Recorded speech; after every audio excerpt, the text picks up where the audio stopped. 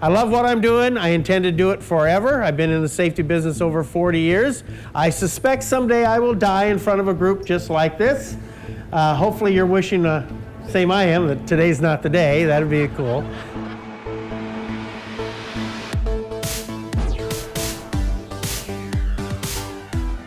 Gary has a vast knowledge, and Gary has helped so many people over his career.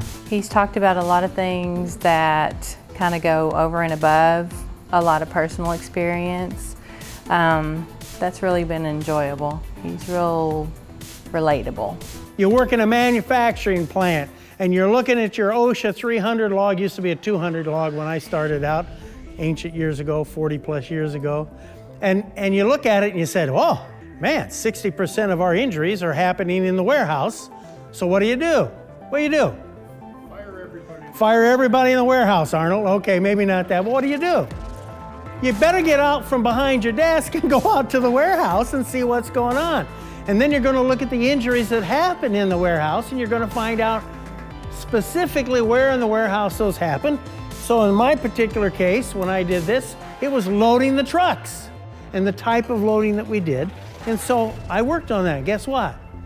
Well, we cut out about 50% of the injuries in the facility. Didn't get them all out.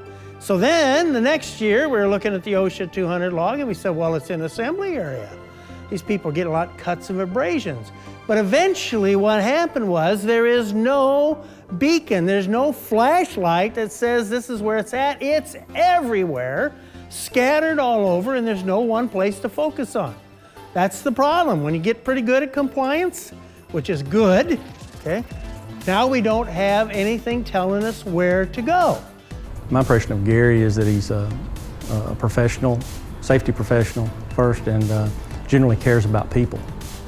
And that's what's really captured me about Gary is his care for other people. I really liked Gary, his, I guess, just down-to-earth style of presenting. How much of your time do you spend on compliance? We got to spend it, right? But how much? What is it, 80%, 90%? It's a bunch. Sometimes it's not the most effective way to spend our time. Now, we don't want you not being compliant. Now, don't leave here and say, Gary said you don't have to worry about compliance. Of course you do. Anybody who's heard my presentations knows that. It's a baseline. But if you want to prevent injuries, you have to go further. I think the thing that's inspired him most to be what he is today was the death of a personal friend. He has his best friend, in fact, and I think it's changed his whole focus on life. He knows the relative importance of life and the work that he does. As a family huddled, I made them a promise. And the promise was, this is one of the safest plants we have. Our OSHA recordable rate at a time of 8 or 10 was normal, was under 1. I was so proud of this plant because my career in safety, and now I'm part of the plant management team. I said, I'm going to find out what happened. And I'm going to do something about it because this is never happening on my watch again.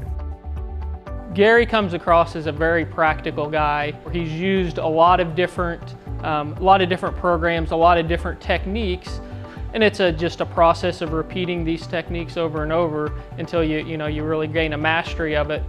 So all of the safety systems we do in the entire world are designed to get this awareness level that has diminished down to here. We want to get it up there. So what do? We have annual lockout training. For the 23rd year, that lockout training is horrible. It promotes complacency. It does not promote awareness. You have to have a good traditional system. Most of you have that. Quite a few of you have an observational process. Do you understand that they're both outside in? You will do what I say. You will use your PPE. You will. But they're outside in. When we wrote the book, we wanted something inside out.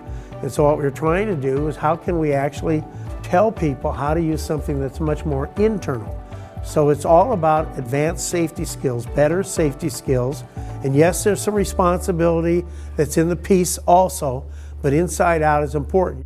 He is a great presenter, great speaker, and really gives you a better understanding of these concepts and has great stories to tell as well. My wife says to me, she's waiting up, she says, "What did you think about Interstate 80? It's there. She said, "No, it's blocked off. They're paving it. It's down to one lane at night." Oh, well, I don't remember that at all. So the next day I gotta go check it out. 3 lanes down to 1 lane. I drove for 6 miles on it and I didn't even know it was blocked off. So what is that? Fatigue, complacence? You know, I didn't have to think about it. In other words, you start doing things in automatic pilot. And if you can do it on the highway, you can do it at work, running a piece of equipment. Gary's knowledge base comes from experience, and we can all learn from others. He gave us all of his background in safety, many years of working in the industry, and he said after all these years he loves it and he probably won't ever retire from it. Start out the morning the same way. I get up and I thank God that He gave me another day. I really do. I mean, I don't deserve another day. I'm glad I got one. And then I also thank Him that today is the first day of the rest of my life. Because I could probably do things a little better than I did on the first 60 some odd years. And then I thank Him that it's the first day of the rest of my career, because I can always get better. And today is the first day of the rest of your career.